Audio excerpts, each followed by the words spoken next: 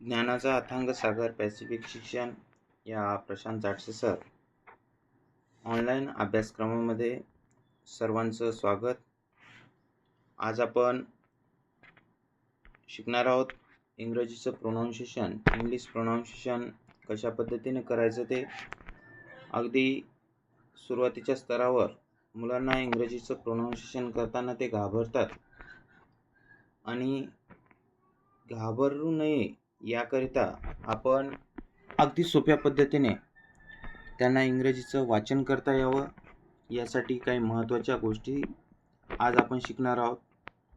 तर English pronunciation येण्यासाठी आपल्याला आवश्यक गोष्टी आहेत की आपल्याला इंग्रजीमधील सर्व अल्फाबेट्स आले पाहिजेत. 26च्या 26 मुळाक्षरे ABCD जी आहे ती आपण पाठ केलेली पाहिजेत. प्रोनाऊन्सिएशन ऑफ अल्फाबेट्स आले पाहिजेत. प्रोनाऊन्सिएशन ऑफ अल्फाबेट्स म्हणजे प्रत्येक मुळाक्षरासाठी एक स्वतंत्र आवाज आहे. तो आपण आवाज आपल्या लक्षात ठेवला पाहिजे आणि त्या आवाजांना एकत्र करून जो शब्द तयार झाला आहे त्याचा आपण उच्चार करायला पाहिजे. तर सर्वात प्रथम सगळ्यात महत्त्वाची गोष्ट म्हणजे मुळाक्षरांचा उच्चार. इंग्रजीमध्ये असलेल्या 26 मुळाक्षरांपैकी जवळपास सर्व मुळाक्षरांना स्वतंत्र उच्चार आहेत.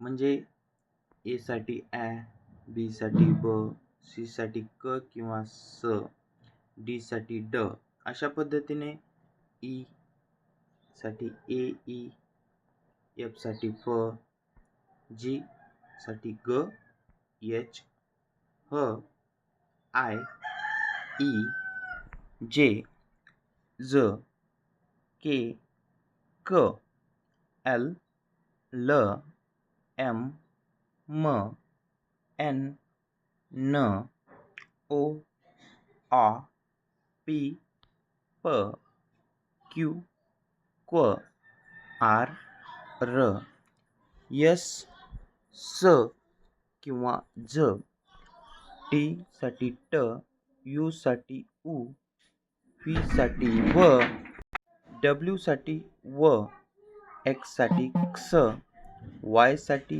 य व झड साठी झ. असे स्वतंत्र उच्चार प्रत्येक मुळाक्षरांचे आहेत.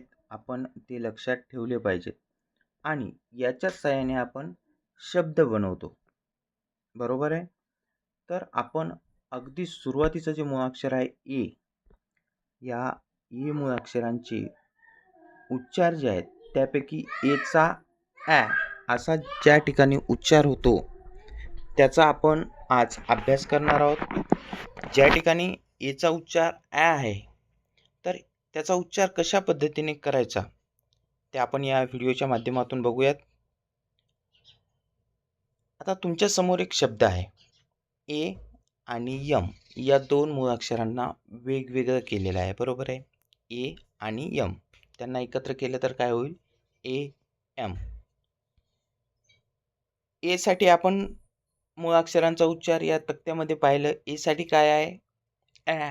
आणि एम साठी काय आहे? म.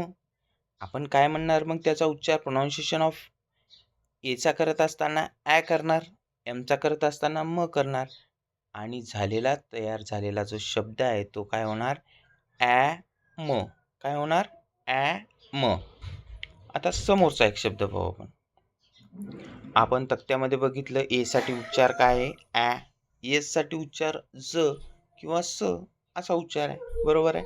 तर या ठिकाणी या शब्दामध्ये एचा उच्चार ॲ आहे आणि एसचा उच्चार ज आहे म्हणजे ॲ स. बरोबर आहे. असा काही दोन अक्षरी शब्दांचा आता वाचनाचा आपण सराव या ठिकाणी करू. ए साठी काय आहे उच्चार? ॲ. डी साठी ड, ॲ ड, ॲ म, ॲ ट, ॲ स. आता त्याच पद्धतीने ज्या पद्धतीने आपण अगोदरच्या स्लाइडमध्ये बघितलं की दोन अक्षरी शब्दांचा सराव होता, या ठिकाणी आपण 3 अक्षरी शब्दांचा सराव घेतोय. आता स ॲ म, S A M. S A M वाचण्याऐवजी आपण काय वाचलं? स ॲ म. का बरं? कारण एससाठी स असतं, एसाठी ॲ असतं आणि एमसाठी म असतं. मग ते झालं स ॲ म. स ॲ म. आपल्याला माहीत आहे की जो स्वर असतो तो इंग्रजीमध्ये कुठेतरी अर्धरूप धारण करतो. स आणि अ हा गायब झाला आणि चंद्र कोणाच्या डोक्यावर जाऊन बसला? ॲच्या, सॅच्या. बरोबर आहे. तर सॅ म काय झाला तयार? सॅ म. ड ॲ म काय तयार झाला शब्द? डॅ म. स ॲ ड काय झाला शब्द तयार मग? सॅड. म ॲ ड. M A D. मॅड. अशा पद्धतीने 3 अक्षरी शब्दांचा आपण या ठिकाणी सराव घेतोय. कसं वाचायचं मग? स ॲम S A M Sam. D A M ड ॲम डॅम. आता आपण काही तुम्हाला या ठिकाणी समोर बघा, सर्वांना लक्षात येईल की काही 2 अक्षरी काही 3 अक्षरी शब्द दिलेले आहेत. या शब्दांचा सराव एकेकाने करायचा आहे. ॲ ॲड ॲड. ह ॲड हॅड. ड ॲड डॅड. स ॲड सॅड. ॲज ह ॲज. ह ॲट ह ॲट. आता या पुढच्या दिलेल्या शब्दांचा सर्वांनी सराव करायचा आहे. समोर बघून एम ए डी काय होतो? Mad. A M am. D A M dam. S A M Sam. A N an. आता पुढील शब्दांचा सर्वांनी सराव करायचा आहे. लक्षपूर्वक सराव करायचा आहे. या पाठामध्ये आपण एचा उच्चार ॲ ज्या ठिकाणी होतो त्या शब्दांचा काही सराव केला आहे. सर्वांचे खूप खूप धन्यवाद.